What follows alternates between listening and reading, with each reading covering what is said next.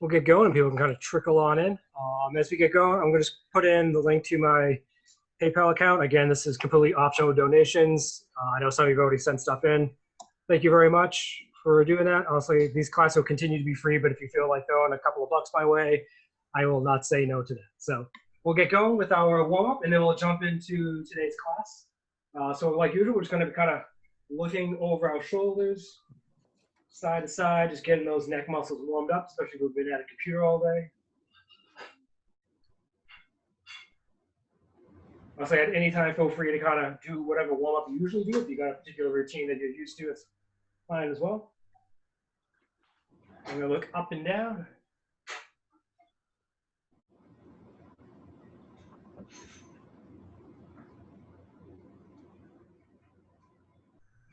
Hey, Grim. Just getting started. Excellent. Nice T-shirt, by the way. Now we're going to roll our heads from shoulder to shoulder. Try to not shrug, so we're trying to really keep those shoulders down. We're going from side to side.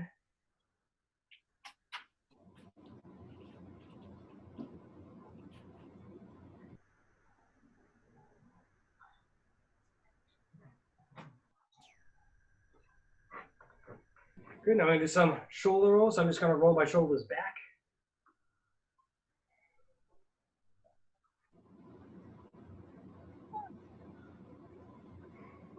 Really think about like retracting the scapular when I get to that back. So really think about squeezing my shoulder blades together there.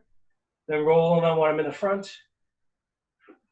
To really trying to get those shoulder blade, upper back muscles loosen up a little bit. And reverse directions.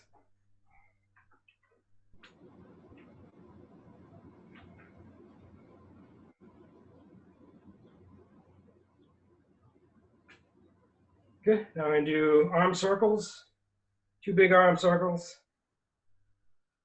So we got a new table, and like it sticks out further from the window than the other one. I'm going to probably hit my hand on it at some point or bump into it. It's like out by an extra 3 inches, and that's going to be enough.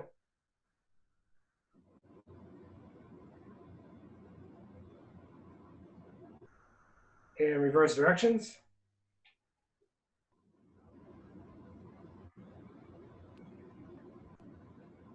Everything's cracking today. Me too. Just like click, click, click. Yeah. It's like an ice cube when you try to get it out of the tray. Like it sounds like on my end. Now we're going to do arm circles in front of our bodies, waving that face right at home.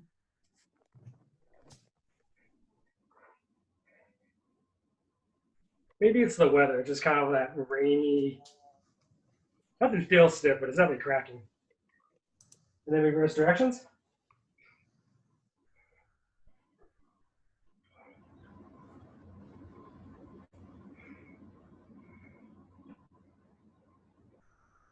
And reverse, sorry, other arms.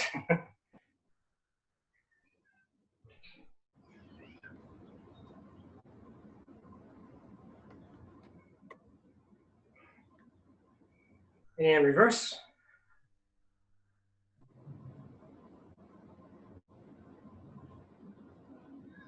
Good. Now we're going to do some hugs, some self-loving on this gray Monday evening in Boston anyways. The sun like peeked out here for like a minute. Did it? Nice. We've had some good thunderstorms over the last couple of days. That's been kind of nice. We were waiting for the power to go out. It was crazy here. Yeah. Yeah, we had some rain, a little bit of sun, but mostly it's been gray today. Yeah. All right, now we're going to do our reach backs. So if I just readjust my camera, in case anyone hasn't been here before, just kind of keeping our legs and knees and everything pointed forward, just kind of reaching back with just turning our torso. So this will kind of get the spine a little bit loosened up. You might kind of feel it in the glutes too, as things kind of twist and pull. It's like we're trying to reach and grab a glass of water behind us.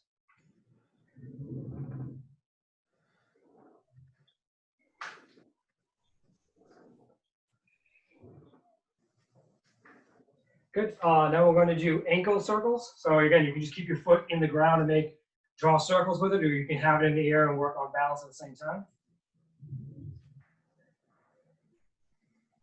We'll do some wrist circles while we're at it.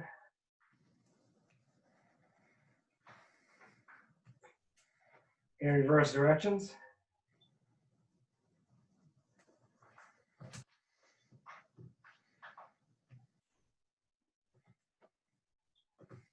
And other ankle.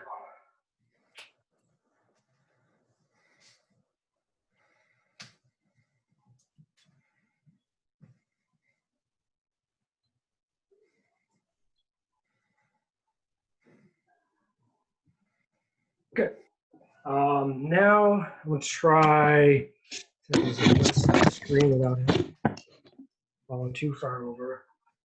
We kind of just want to practice. Just take like a comfortable stance, a couple comfortable on guard stance, and we're just going to, or maybe a little bit narrower. So let's say this. I'm just kind of twist. So now my front foot, which is pointing forward, is now going to go 90 degrees, and my back foot, which is 90 degrees, is going to be pointing forward. So just kind of shifting the alignment. I'm still looking forward, so you might feel a stretch in your hips, especially on that the lead leg hip. If your back foot comes off the ground, that's fine in the back. You kind of go back and forth, kind of hold it for a second, and then return back to your on guard stance.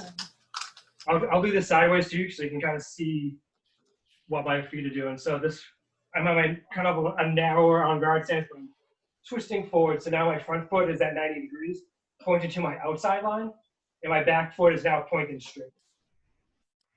It's a reverse Girata. Yeah, it's a Girata with your foot, yep. Well, it's a reverse Girata, because normally we go in the other direction. Yeah, I think actually, I think this is another, you can call this a Volta Stabile as well, because it's a stable turn. It's just a Volta Stabile with your feet and hips versus your sword. Good, and now we're gonna just do it with the other leg. So now, if you're a righty, now you're a lefty. So now your off-hand leg is in front. Just switch whatever side and doing that same idea.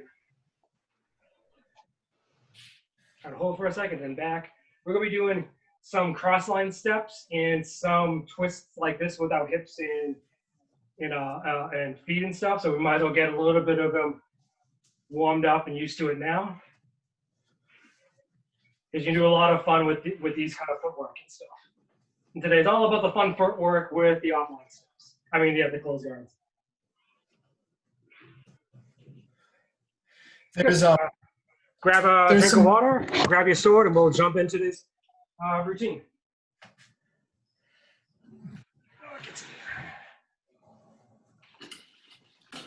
Did you have a question? No, I just was gonna say there's at least one plate in LeCookner where the front foot is pointing in that direction. Yeah, I think you see a high cut. I think you see it a lot in Bolognese too. Kind of do that weird foot turn and stuff as well. I've been playing around a lot more with it. To make it kind of fun. Yeah, I'm gonna go get some water. Go into speaker view. Get me up. All right, so now we're gonna go through basically a three lunge drill. So the first one of the lunges is gonna be just our standard forward lunge, like we usually do, that very linear Italian Rapier lunge. We're also gonna do a offline lunge and then a cross step lunge. So I'll show you guys that. How today's gonna work is we're gonna kind of build up with simple footwork and then kind of get a bit more complex as the class goes on. So for an offline lunge, I'm going to be lunging to my outside line. So if I'm a righty, I'm lunging to my right side. If I'm a lefty, I'm going to be lunging to my left side. And it's going to work basically the same way as if I was going straight, but I'm aiming instead of for like 12 o'clock, and even for like 1 or 2 o'clock as I'm taking my offline lunge. I don't really want to go to 3 o'clock. It's more of a side lateral lunge. I'm not going to get the same kind of reach. There's nothing wrong with doing a side lunge like that if your opponent's really coming in close. We're assuming that we're trying to approach our opponent while striking them and they're not really coming at us at a full tilt and stuff.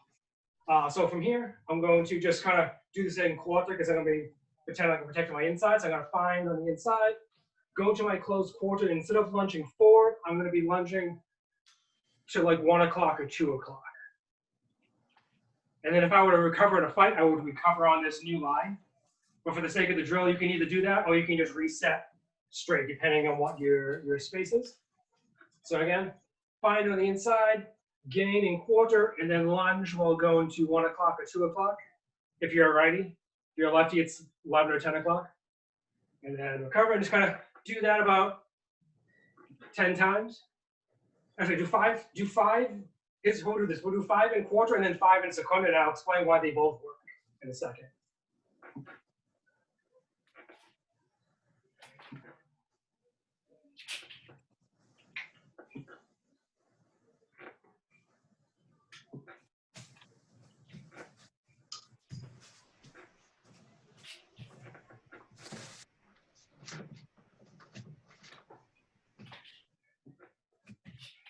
Good. So what I like about this particular lunge is it's very comfortable when I'm going this offline. Before I get to more tactical, one thing I forgot to mention is when I'm lunging to my offline like that, I'm keeping my foot pointing in the direction that I'm lunging. I'm not twisting my foot back towards my opponent. That's going to do some bad things to your knees over time. Because if I'm taking a step like that, I'm basically trying to catch all my weight, all of my force that's going sideways. And that's going to go across my knee, which I don't really want. So when I'm lunging on this offline, I'm still pointing in the direction so my knees and toes are aligned, just like if I was lunging forward. It just turns out and stuff. So that's a little bit of a healthy knee tap. Yeah. But obviously, this obviously makes a lot of sense for doing the attack on the inside line because it really gives a lot of berth between your body and your opponent's sword. But you can do it in Seconda as well, but you're attacking into their swords. If I found my opponent on the outside line and I gain on the outside, I'm stepping into their weapon. I'm going to get a lot of crossing. I'm really pushing them offline, and I might need to redirect my tip a little bit back towards the inside, kind of depending on their body relation to us and how big of a step that I'm taking. This is a good way if you think that they're very strong and you think they're going to be able to parry you.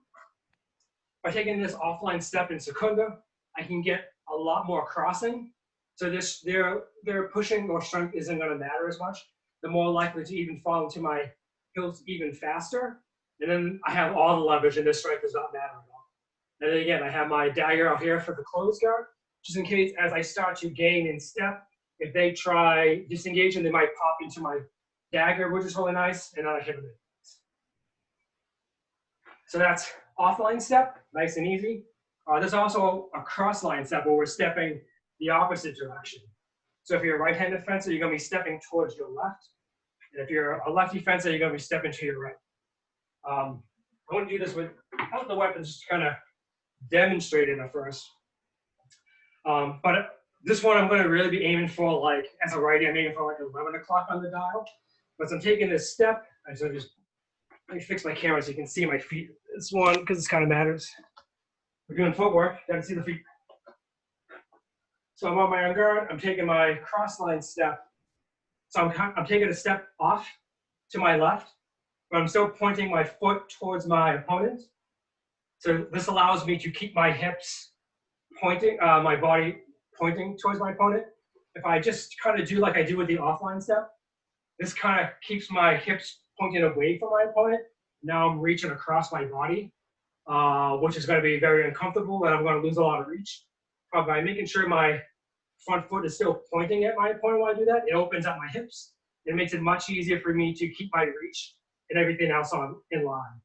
This step can be a little bit awkward. It's taken me a while to really kind of get used to it with practice, but I definitely got there. Like I said, I have really tight hips, so steps like this can really put a little bit of extra strain on my hip muscles and stuff. But like, I find that it's been a pretty good way of helping loosen them up over time. So if you can't do these, kind of look at them as try to build up to them, practice them, but don't try to go too big. So I'm not taking a huge, I'm not doing a lunge like this big, butt off right here. I just can't do that. My hips won't allow it. If you can, more power to you. But when I do this cross line step, it's really just like a small advance or like a really moderate lunge. And again, I'm fine with my back leg coming up. So as I'm taking this up, I'm still pushing off with my back leg. By just taking that step, pointing my front foot at my opponent so I can keep all my torso and everything reaching across easy. Again, if I'm like here, I'm reaching across my body, not super comfortable, not to mention exposes my flank and even maybe part of my back, depending on how bad I am at kind of reaching around. But by turning that front foot, that opens up my hips. Now I can get my offhand over here very nicely. So I do this with my sword. We'll do this in Seconda, because we're kind of stepping to the outside line to begin with. So I find my opponent on the outside line, I gain, and then I do my cross line step and striking. So if I do this, we'll find them on my opponent's outside line. It's kind of like if I was doing this in quarter with the offline step. It gives me a lot of extra berth between my body and my opponent's weapon, which is nice. But I can also do it in quarter, and I'm stepping into their weapons, and I'm going to get more of a extra crossing and stuff. So again, from here, find on the inside, gain, and then I'm going to do my cross line step. And again, I might need to kind of redirect my point a little bit, kind of depending on where their body is in relation, and strike. I also could do this, transfer this to my dagger while doing it. So I find the inside, gain with the dagger while bring my sword point low after, and then I can do that strike. And now I have them on my dagger, which is even stronger for this closed guard for parrying. And it leaves my sword free to strike as well. So again, if you have an opponent that you think is very strong, kind of doing this attacking into their weapon while doing a crossline step on the inside could be a good way of just kind of pushing their blade out even more. Those making sense? Cool. So what we're going to do real quick is we are going to do, we're going to kind of do like with the hit training that we usually do with the swords as our warm up, where we're going to do these 3 lunges. So I'm going to be doing, we're going to start off with the offline step.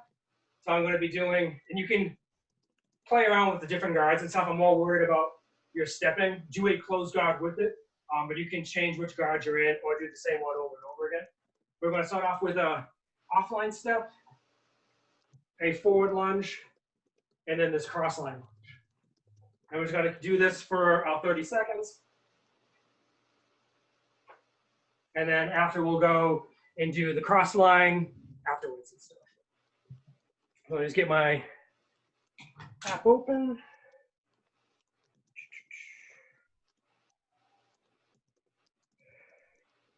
All right, so you got about 10 seconds.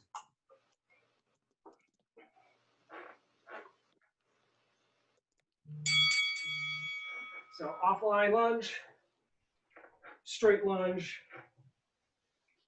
cross line lunge, and go whatever speed is comfortable with. That this is really brand new to you. Feel free to really make sure that your technique is down and stuff. The timing is really just so we're not doing this all night.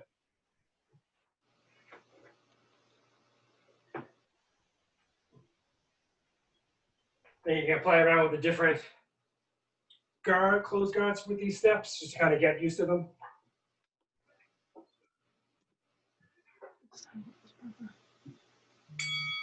Good. Take a short break. And then we're just going to do the same thing again. Just give it a small break to let the arms kind of rest. So another round, same idea.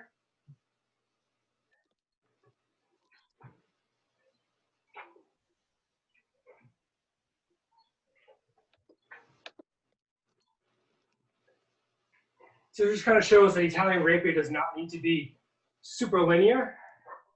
Like it might not be quite the circling like in the Spaniard's Destreza, but we can still work different angles to get around our opponent's sword and gain a little bit more of their weapon with footwork.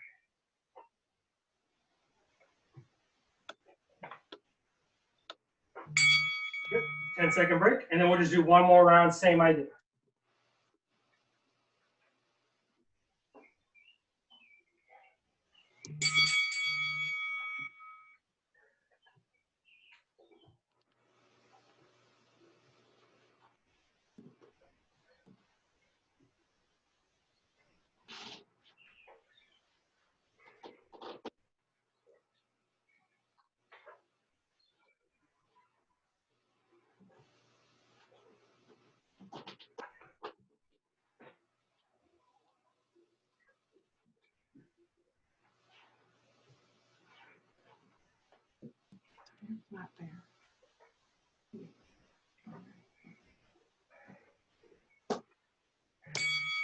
Awesome. So that'll be it for now for that one. I just want to kind of give you a little bit of a view of how that particular one worked. Grab a quick drink. All right, now we're going to look at type of footwork we can use with a closed guard when our opponent is trying to kind of bull rush us, which we see a lot in the SAA, especially some of us smaller fighters who need to gain a lot of ground and get past that point. Sometimes tend to be a little reckless trying to get past that point. So if you're taller, you need to be able to keep that distance. But even if you're shorter, you might have someone that just likes to try to get down into your pants really fast, and you need to be able to break measure and be able to strike them and stuff. So we're going to look at two different ideas. One's going to be from Alfieri, the other one's going to be from Seconda. Basically the same thing, just slightly different variations. So how this would work, I'll just fix my camera angle again, is I'm a picture that my opponent's coming down forward at me, and my final move is going to go into a closed guard. In this case, close Seconda, while withdrawing that front foot. So I'm basically doing a half reverse pass. I do this from profile. As I start to gain into my closed guard, I'm just withdrawing that front leg back. And what this does, as you can see, right now, I take my weapons out of the way. My squishiest bits are still kind of a target. But as I bring it back, now it's further away. It's going to be much harder for my opponent to hit me in the low line. And by extending my sword at shoulder height, I'm really protecting my head, which is my other main, in my heart, the two other big targets that I really want to protect pretty easily. So from here, my opponent's coming, I just kind of go into this close guard and strike. Now this needs to be done in tempo. You still make sure that you're finding and gaining your opponent's blade, but since we don't have an opponent to find or gain, just really worry about the mechanics. So the drill that we'll do for this one is when I do, I reverse with the I retreat with the caviccione, a second retreat with the caviccione, and then a close Seconda while bringing that leg back. If you don't have room to do that many steps, do what you can. You know your space better than I can. But if you have the space, it's really good to practice those retreats with cavicciones because you're really kind of trying to picture a bull rusher coming in, 2, and then 3. This is a very nice, simple, and elegant move. The dagger doesn't need, if you're in the closed position of terza, your dagger doesn't need to move much. Your sword is just rotated up. So it looks very effortless if you can land this. 1, 2, and then pull back. And already set. Opponent's charging me down. Disengage 1, disengage 2, withdraw that front foot into close Seconda. So do a couple of those, and we'll look at the other option that we have.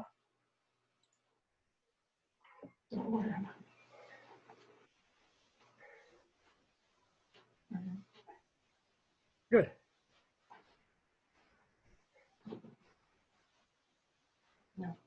Nice. And also as a general note for folks, when you withdraw that back leg, don't go any further than what's comfortable. Like you don't need to reach all the way back there. So it's not like I'm going to a reverse lunge. I'm really kind of just doing a very moderate, simple, so I could easily just come back onto my on guard stance. So, do whatever is within your body's limit and whatever's comfortable. Because even a moderate retreat back like that is enough to get your low line squishy bits out of the way. Cool, so we're gonna look at Giganti's answer to this. It's basically the same idea. This one's gonna be using closed quarter though. It's gonna be the same idea. We're pretending that I've retreated from my opponent. And as I'm keeping probably my weapons a little bit lower. So we could probably do that like a Quinta like we were going to talk about last week, or just have it out terza instead of up here a little bit lower so it's harder for our opponent to find. But as our opponent's throwing their final attack, we're going to just pick up into a closed quarter, again while withdrawing that front leg. So the same idea, we're just now taking our opponent to the inside line and striking. So our dagger is what's going to be picking up our opponent's weapon at that point. And then I just bring my front leg back at the same time, and my opponent runs himself onto my sword, very nice of them. So again, for a drill, use whatever space you have. If you have the space, kind of go about 1, disengage, 2, disengage, and then picking them up with the dagger while doing that front leg withdrawal. What I should also know is that my back leg, which is now my front leg at this moment, is still pointed 90 degrees. So just like if I'm on my basic on guard stance, this left leg doesn't change its spot. It just stays in the front. And this allows me to come back onto my on guard stance very quickly if I need to. So do a few of those. 1, 2. Oh, got caught in my own shit.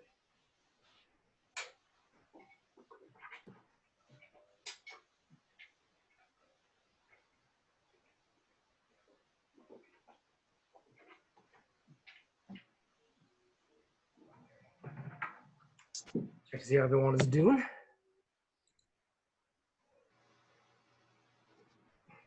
Pretty good.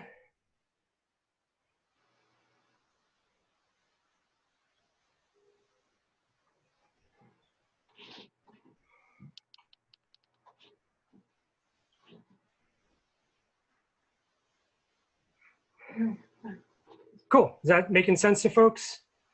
More or less? Same idea. Like the real key here is you're in the closed guard while withdrawing that front leg back. Which closed guard you use is really going to depend where your opponent's attacking and what guard you're basically in. Especially if you're in that quinta, it's that closed quarter each time like we did last week. If they're attacking that outside line and you're more in terzo quarter, you might need to roll over to that second. But that'll make more sense when we have partners again and we can actually play around and experiment a little bit. But those are the two big main moves. And what's really nice, if you miss that, because you're in, let's say, you get into the closed guard and you miss, you can just keep taking that passing step back. So like you can just continue your retreat with passing steps and try again. Now we're going to work on the Punta Reversi with a cross-line step. So we did a little bit of the Punta Reversi last month with voids. The Punta Reversi is basically attacking in quarter with a false edge. So in the void context, let's say I have my point found on the inside, they disengage to the outside line. I turn my point towards the body of false edge, face them, and then I do one of my 3 Giratas, my 3 voids, to strike my opponent while this sword is kind of in between my sword and my body. But I've timed it such that the point is at my head, and now my head's away from them so they don't get a chance to really. So it's going to be that same kind of blade motion, but we're not doing voids, at least not to start off. So again, you can do this with the dagger or with just the offhand. Depending if you have the dagger, the offhand will depend what measure you do these at. That'll make more sense again when we have partners. But for the sake of the drill, we can practice the mechanics the exact same way. So I'm going to find my opponent on the inside line. Sorry, my camera. Fix that. I'm going to find my opponent on the inside line. In this case, my dagger is crossing. So it's almost like I'm in my terza, and my go to find, my dagger isn't moving. Usually when I go to find, my dagger might kind of move with my sword. But in this case, I'm just finding with the sword, and my dagger remains in the position that it was in original. And what this does is I have a lot of crossing from my outside line. So if my opponent tries attacking on my outside, my sword, it's very easy for my dagger to pick up. Just like when I was in Quinta and I had that strong crossing, everything went that direction. Same idea if I find with my sword on the inside, my dagger's kind of crossing over my forearm or over the guard. So I found my opponent on the inside. They do the cavacho to attack me in the outside line. I can pick up with my dagger while turning the false edge of my sword. So I'm in quarter. My opponent's dagger is, sword's on my dagger. And then I can do my cross line step for the strike. If I readjust so you can see my feet as well. Maybe not just my laptop typewriter, keyboard, there you go. Try that again. Here, found my opponent on the inside. I have my dagger crossed over my forearm, over my guard, so I get that outside crossing. They disengage to my outside line attack. I pick up with the dagger. So I'm going into my closed quarter with the sword low, and then I take my offline step. Try that again. find on the inside, they disengage, I pick up with the dagger, get my false edge facing my opponent, and then strike.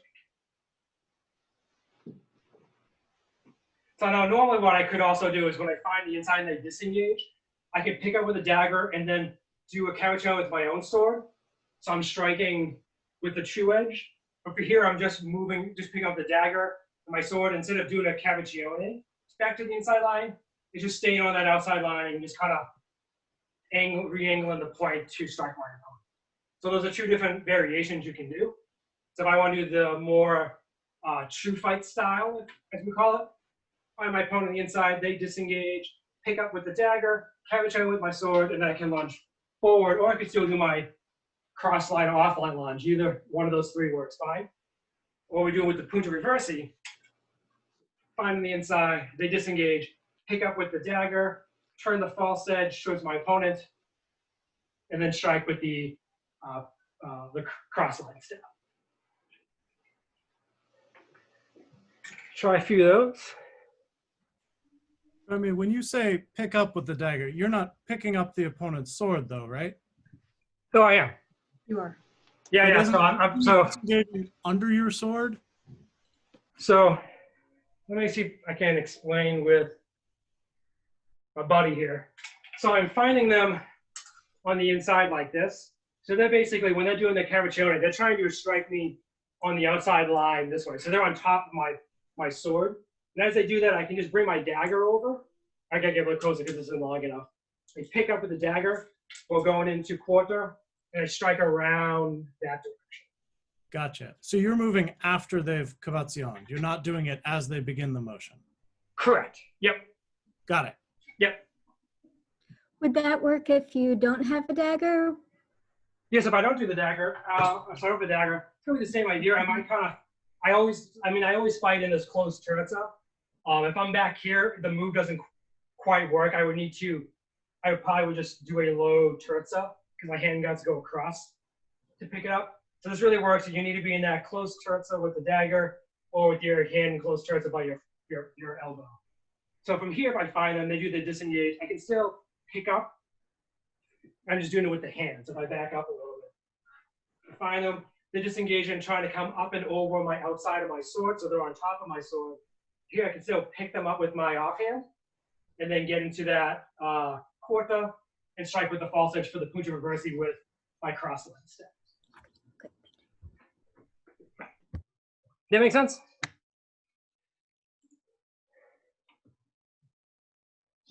Cool.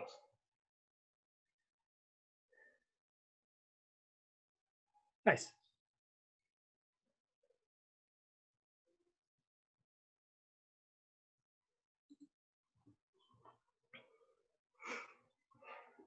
Yeah, like I mentioned before, we can also do these with a void. So if I do this with without the dagger to begin with, also if I'm doing this Punta Reversi with a tuta girata, I can just do it without my hand being there, and I can have my hand by my, I'm doing a chicken wing or throw them back here. I could use my offhand if I really need to. Maybe I don't trust my void, or maybe I'm a little bit late on my void, so my offhand needs to come in to the action a little bit. So if I'm from here, find my opponent inside, they do their same disengage attack, trying to find me high outside. I can still pick up with the hand, but instead of doing my cross line step, I can just do it with one of my draws. I can do it with my Girata Stabile. I can pick it up and then with my tuta girata to really kind of get around. I might need to disengage below their sword at that point, so I don't get stuck in the hilt. It can also work with the dagger. Usually if I'm doing voids, I prefer just to do the void and not bring the offhand in there. So this is really like you were planning on doing a void, but maybe they just caught you off guard, or you start to parry and you realize that maybe you don't have them as strong as you wanted to, and you still need to get your body offline. Those are a couple of other options that you can also do. So you're gonna try from the inside. They do the disengage attack maybe a little bit late while trying to parry. Realize that doing that Punta Reversi with the cross line step isn't going to be enough, so I take my body offline as well. Why don't you like doing the voids with your offhand, like with a dagger? Just because when I'm doing the void, so if I want to avoid, I just want to make sure my opponent doesn't have any kind of feedback of blades. Because some opponents, like if they don't feel your blade against theirs at all, they just don't know what to do. So it's possible that as I pick them up, I'm start doing that void, they would feel that my pressure on my dagger on their sword, and they might do a disengage or do something to kind of counter or strike around my weapon. So if I'm doing this with my dagger with the void, I might kind of just keep my dagger close to my body, so they're not getting that lateral pressure that they might be looking for, so they might be just slower to react. And even if it's like half a second slow, I've struck them at that.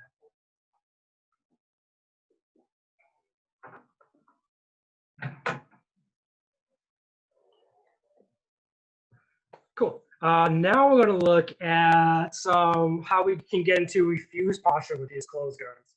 So by refuse posture, I mean, as a righty, when I'm in my own guard stance, my right leg is forward. We're talking about like when we're fighting, how we get into a left leg being forward instead. Some people, I know some of us like to just start off in this position. I can talk about some cool stuff we can do from that a little bit later when we have time. But the idea is we're in our basic on guard stance. Maybe we're kind of running away, and we're kind of just shifting over into a reverse, opposite leg forward stance. Just like look at my notes to see what I have, how we want to do this one. So I really like doing this specifically when trying to control my opponent's blade on the outside line. So if I'm here to control my opponents on the outside line, I can get only so much crossing.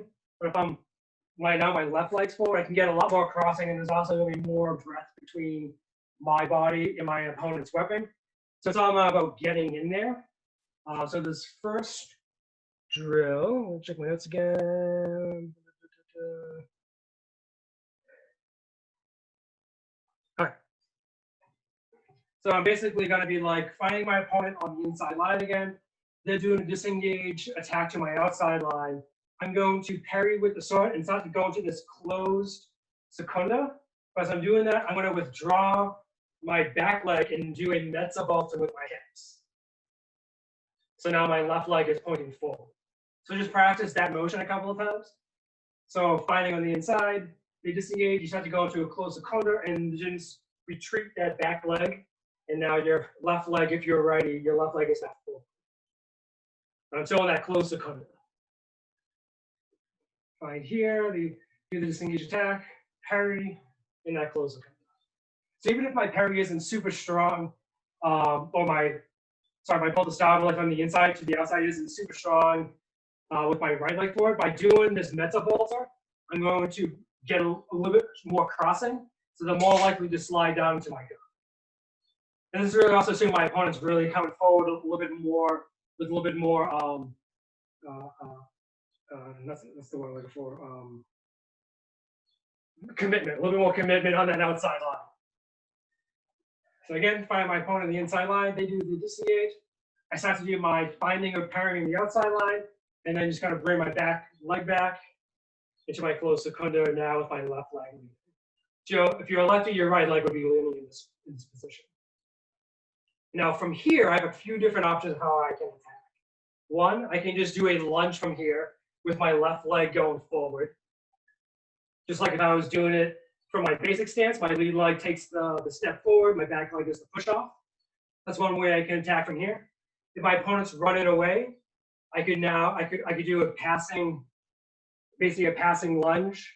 So now I'm back into my regular lunge. So I'll show you what I mean from the side. Right? I put my swords in, so I don't have to go over here. But I'm on my own guard stance. They attack, go to my outside while doing my Mezza Volta. So now my left leg is forward. Maybe they're running away really hard now because they know I really have their weapon. I can basically turn this, do this Volta Stabile with my left leg, and then push off and get back into my regular lunge. So there's a few different other options, but let's just work on those two.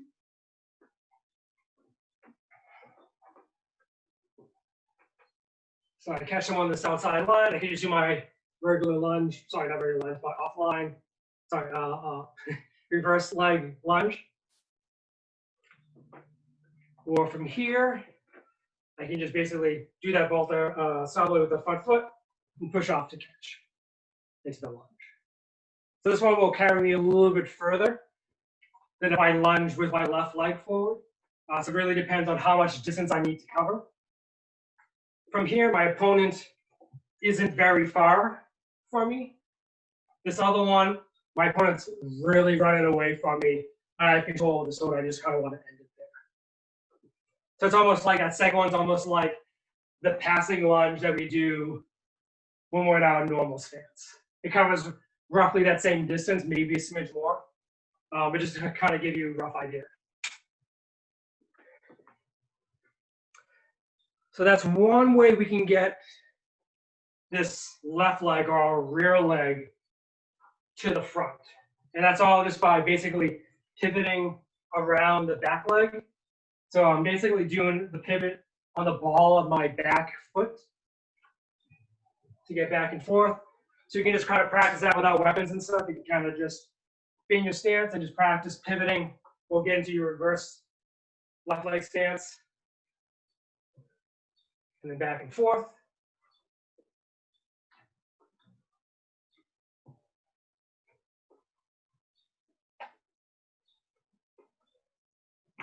There, it's all happening on the ball of my back foot. And as I'm doing that, land in my gurney.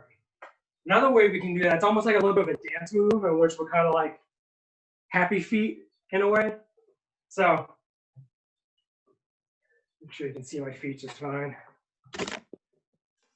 And both of these are fine. It really depends on your level of athleticism and how tricky you kind of want to be. It's good to kind of practice both of these. I feel like that first one is kind of like, I feel like it's a level 1 version, a much simpler version of get into that reverse posture. This one, I'm basically going to bring my right foot not all the way back like this, but just partly way back, maybe even with my back foot, and then quickly shift. So a little bit more at speed, it's like hop change. 1, 2. Reset. 1, 2. So I slow this down, front leg, right leg, coming back to, doesn't have to come all the way back to my rear leg. You can go a little bit further back if I want, or it can just be partly way back. I like to bring it roughly in line with my back foot. And once that lands, quickly shift that the back leg forward now. So if I did it slow, 1, 2. And I'm kind of pivoting on the ball of my right foot back here. So I bring my right foot back. It's in line with my rear foot. I'm on basically the ball of my right leg's toes here. So as I bring my left foot forward, I can quickly pivot my right leg, my right foot to face parallel. I mean, very perpendicular. So if I do this more at speed, 1, 2, reset, 1, 2. Is that forward making sense? What's the difference between that and the one just previous in terms Yeah, so of when you use them? you have to, the difference, one is, I think, complexity. This like 1, 2 change, a little bit, you need a little bit more dexterity of your foot, a little bit more acrobatics, basically, if we're putting in D&D terms. But also the measure is different. If I do the first one, I'm giving up a lot more measure than on the second one. So if I do this closer to the screen, hopefully this can kind of pick up on it. So this is, if I do the first one, I'm back here. So you can see we got space between me and the top of the molding. If I do my 1, 2, I basically have given nothing up. So this is a good way of reversing the posture while still holding your ground. And when we do this with swords on the outside line, we really will be in a lot of control of our opponent's weapon, and probably be able to hit them pretty easily. So if we do this cross change, I'm going to do this very simply and slowly. Again, I'm finding my opponent on the inside line. They're doing the disengage. I just have to find them with the sword, and while I'm doing that, I'm bringing my right foot back to do my 1, 2. So now I'm in my refused posture in this closed Seconda. And again, my attack options are pretty much the same.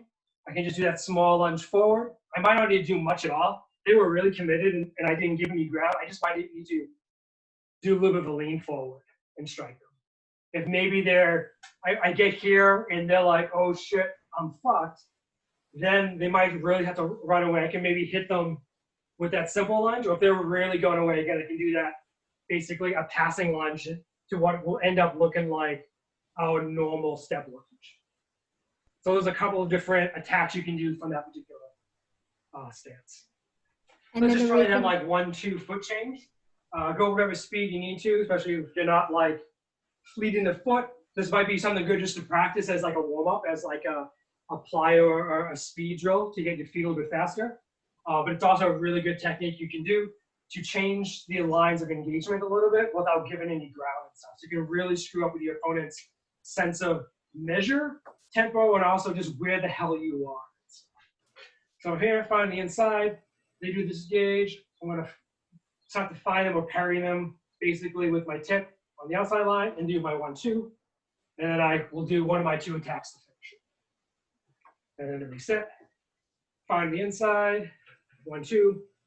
And I could even blend in that 1-2 into the lunge as well. So like I did right there, instead of doing 1-2 and then lunge, that 2 was right into a lunge. So inside, 1-2, like that 2 is a lunge. So it's basically one lunge. Find on the outside, bring that back foot back, and then just kind of doing a refuse stance lunge right in front. Find 1 into the lunge.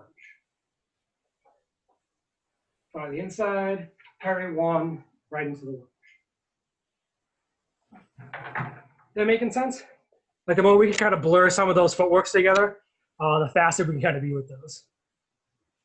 So basically you're doing it just to kind of fuck with people, or is it to keep your squishy bits a little safe, or both?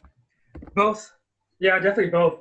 Like I said, like because when by turning my hips this other direction, I get much stronger crossing than I could if I just do the outside. Like I can only bring my arms so far over until I need to start turning my body to get a stronger crossing. But just by doing that, you can just see how much, without my arm hasn't really changed, but I get much more stronger crossing this way. And I can cross further over if I need to. I'm not going to really need to at that point. So one, it is going to take my squishy bits away. It gives me a little bit of extra advantage of my crossing. And it also can just screw with where they think I am in space and stuff. It's got a whole bunch of different advantages, but it does take a little bit of practice to kind of get really comfortable with that switch change. Sorry, Grim, you had something? Shifting your stance would change your angles a lot, which would allow up different things. Yep, it really kind of opens up a whole new world of different ways of attacking and defending and stuff. And this is just kind of like, this is really just a crack of what refuse posture stuff we can do. It's like, so just think of this as kind of like a little taste of what you can do from these refuse stances and stuff when done properly and well and stuff. All right, let's see, we've got about 10-ish minutes left. Cool, so now we're gonna look at a very similar play. Sorry. Good. Very simple play. Again, we're gonna be parrying to the outside. Just fix this because you're gonna need to see my feet. And we're gonna go back. The footwork. We're going back to the footwork, which is gonna be that Volta Stabile, or like the reverse Girata, as Gary kind of described it as. So that warm up that we did, we're gonna be using that footwork for this one. So I do here is I found my opponent on the inside line. They're doing their disengage, they're attacking on the outside line. Instead of parrying with the sword, I'm going to parry with the dagger. So I'm going to be reaching my dagger forward while bringing my sword back. Because basically my opponent's trying to gain control of my sword and strike through my point. So I'm pulling my sword back so they can't gain control over it. And I'm using my dagger as my main defensive weapon for this particular point. So on the inside, they disengage to the outside. Here I reach forward while bringing my sword back to catch their weapon. Now I'm in basically one of those Seconda variations in terms of guard that I talked about. Like I mentioned, Seconda you see a lot like here, but like Alfieri and Fabris have other variations. They don't call it Seconda, they just call it, this is quarter, like this is just a closed quarter variation. So we're basically falling into a closed quarter So my right foot is now pointing 90 degrees from where it used to be. My back foot is now pointing forward. And from here, I can just I'm going to be lunging off my right leg. So my right leg, in here you can feel there's a lot of power and torque in that hip right now. This is going to be a very powerful lunge. As I come forward, I extend my weapon, and now once again I'm in this refused posture lunge in my closed Seconda. When I walk through that one again, fine on the inside. They disengage to attack on the outside. I bring my sword back while bringing my dagger forward to cover. So now their weapon is somewhere on my dagger blade. My tip is free from here, and then I can attack.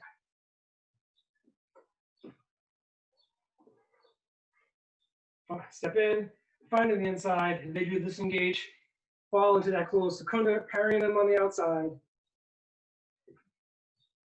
and then attack with the lunge.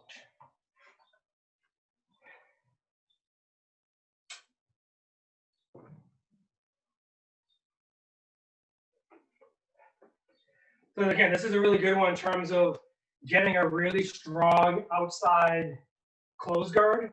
Like I've taken a lot of my squishy bits away while getting my close guard very strong over here.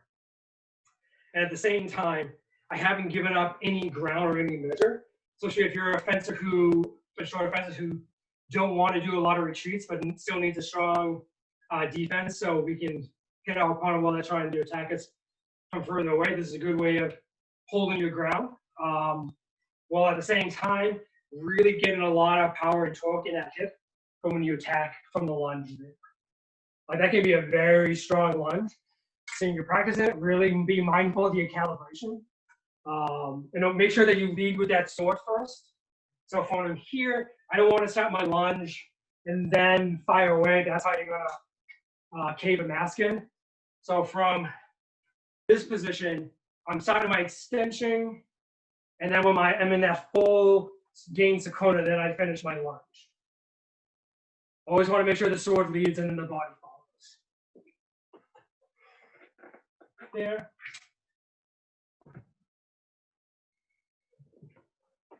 Do it a few more times.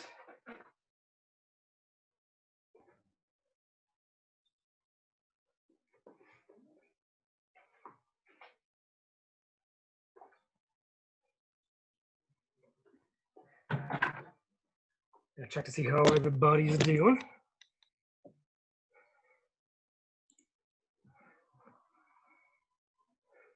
Looking good.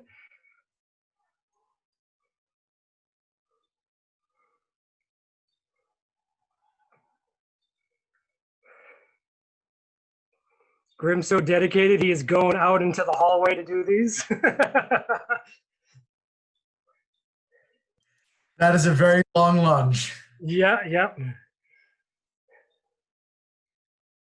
Nice.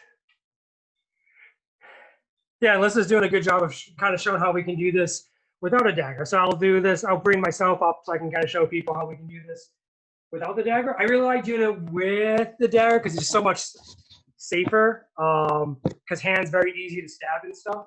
So again, I would probably be at a closer measure if I was doing this without a dagger. So really kind of like Stretta, maybe a little bit further from Stretta. But like as my opponent's coming forward, I would probably at this point, I might be more for my open position because my hand wants to go this direction for my open guard here anyways. So I can catch, bring them over, and finish them off the same way. I feel like it's a little bit dicier than if you had a dagger or some kind of offhand weapon, but we can adapt it. We just make sure that we are doing it just smartly and stuff. But good job of adapting that, Alyssa. That was a good idea. Those are just my little bit caveats of like, if you do this, just be smart about it. Like anything with the offhand. Cool. Any questions about that fun little maneuver? Cool. Last thing I want to look at real quick is starting off already in our refuse stance. So we're going to be in cesta, but we're going to have our off side leg forward. So instead of being cesta, if you're righty, instead of being cesta with your right leg forward, Now we're set with our left. And from here, we can still go into different close guards. I'm going to pretend that like my opponent's trying to disengage under around my dagger. I can pick up with my dagger, close that quarter, and kind of just twist to strike. So I'm here. This is like if I'm really close, picking them up, and I'm twisting. I'll show you my feet. It's doing that same kind of Volta Stabile with the feet as we were just doing, but just the opposite side. So this is super close measure. This is like someone's trying to run you down. You pick up their sword and you just kind of snap into that closed guard. That's one thing we can do from that cesta. Same idea as I can pick them up in that closed quarter from here, and I can do my offline lunge. Sorry, not offline lunge, offside my left leg lunge. So if I'm doing here, can catch, can just do my lunge like that. And go back to the first one I just did. Basically, this is the really close measure. Taking them out with the dagger, getting that close quarter, and then just twisting my hips and feet a little bit. Kind of do that on the ball of my feet, so I can just get around a little bit faster to strike. That's a really close measure. This one, a little bit further away.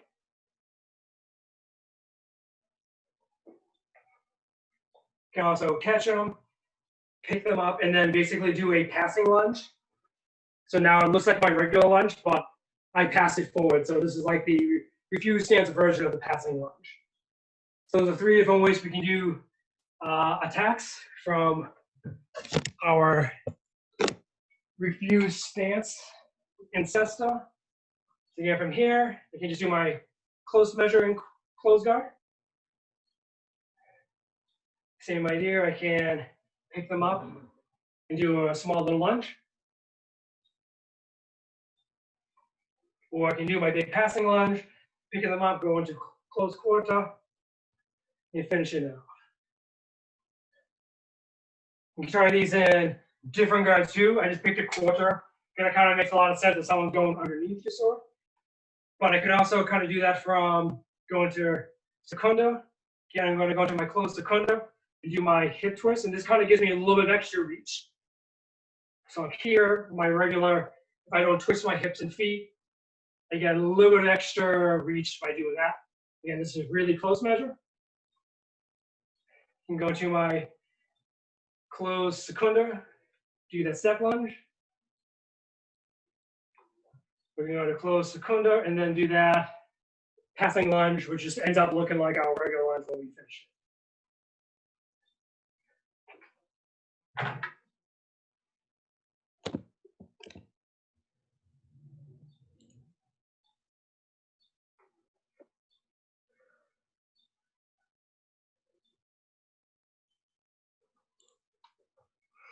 Yeah, it can be a little tricky kind of navigating all the blades with that refuse stance lunges. So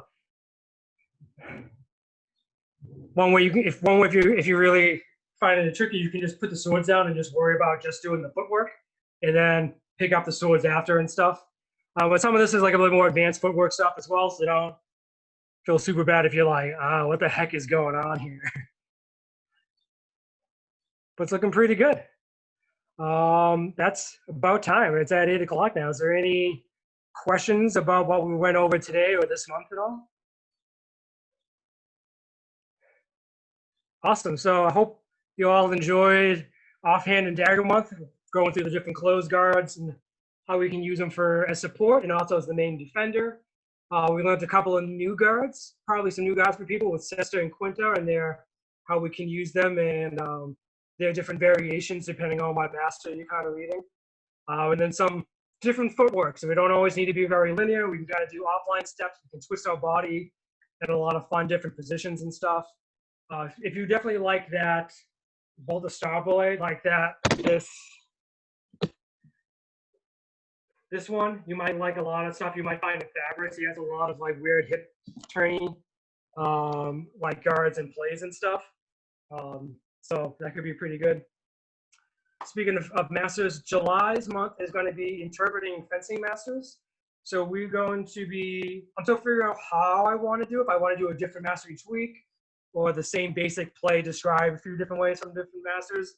But the idea is we're going to be looking at plays from different masters and kind of seeing how they both describe it and how can we interpret these manuals. I know some people are like, I want to be able to read these books, but I don't really know how to do that. So it's going to be a bit of a crash course on that. But I still also really want to work on practicing the mechanics that we are getting from these books. Because I know also some people maybe aren't super interesting in the actual like fencing manuals. They just want to be able to sword better. That's super legit, perfectly fine. So I really want to balance the two between that. It's going to be a very different type of class than what I taught previously. So bear with me a little bit in terms of how we figured this one out. So if you guys get feedback from me as we go during the week, all ears in terms of how it works and stuff. We're going to be looking at Gigante, Caprifaro, Fabris, and Alfieri, because those are the masters that I have books for, and I don't feel like buying new books for basically an experimental class in a way. But for people that know other masters and stuff, if we end up talking about a plate that's familiar to you from a different master, please by all means chime in and kind of be like, oh, this is what blah, blah, blah says that's kind of similar and stuff. So we can kind of really see different ways of doing things. Because like I showed today, different footwork for the same different guards, the same different basic plays, but slightly different approaches to it could be pretty interesting. We might find things work better for us than others and stuff like that. And lastly, like I did this at the beginning of the class, I'm putting in the link to my PayPal. It's completely optional. Again, these classes will continue to be free and stuff. If you feel like throwing a couple of bucks my way because you're enjoying the classes and stuff, super appreciated. If not, you're more than welcome to keep coming and learn how to sword better so we can kick each other's butts when we're not stuck in our houses all day, every day. So that's it. If there's no other questions, I gotta run off to my own class now. Awesome. Thanks, everybody. You guys rocked. Thank you very much, Remy. Nice. Yeah, thanks so much, Remy.